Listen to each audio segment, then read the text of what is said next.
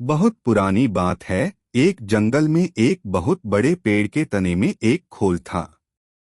उस खोल में कपिंजल नाम का एक तीतर रहा करता था।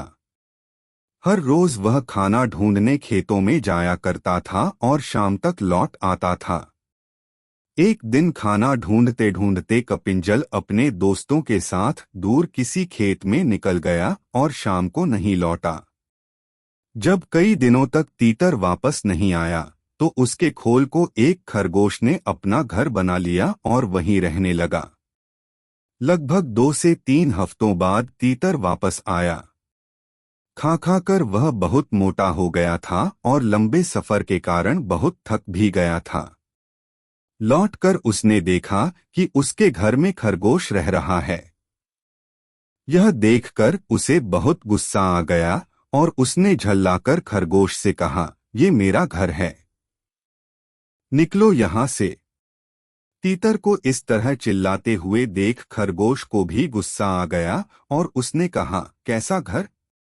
कौन सा घर? जंगल का नियम है कि जो जहां रह रहा है वही उसका घर है। तुम यहाँ रहते थे, लेकिन अब यहाँ मैं रहता हूँ और इसलिए यह मेरा घर है। इस तरह दोनों के बीच बहस शुरू हो गई। तीतर बार बार खरगोश को घर से निकलने के लिए कह रहा था और खरगोश अपनी जगह से टस से मस नहीं हो रहा था। तब तीतर ने कहा कि इस बात का फैसला हम किसी तीसरे को करने देते हैं। उन दोनों की इस लड़ाई को दूर से एक बिल्ली देख रही थी। उसने सोचा कि अगर फैसले के लिए ये दोनों मेरे पास आ जाएं, तो मुझे इन्हें खाने का एक अच्छा अवसर मिल जाएगा।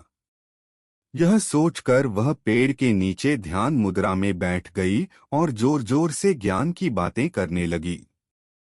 उसकी बातों को सुनकर तीतर और खरगोश ने बोला कि यह कोई ज्ञानी लगती है और हमें फैसले के लिए इसके ही पास जाना चाहिए।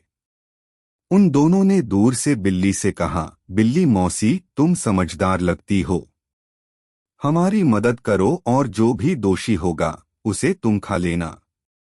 उनकी बात सुनकर बिल्ली ने कहा, अब मैंने हिंसा का रास्ता छोड़ दिया है, लेकिन मैं तुम्हारी मदद जरूर करूंगी। समस्या यह है कि मैं अब बूढ़ी हो गई हूं और इतने दूर से मुझे कुछ सुनाई नहीं दे रहा है। क्या तुम दोनों मेरे पास आ सकते हो?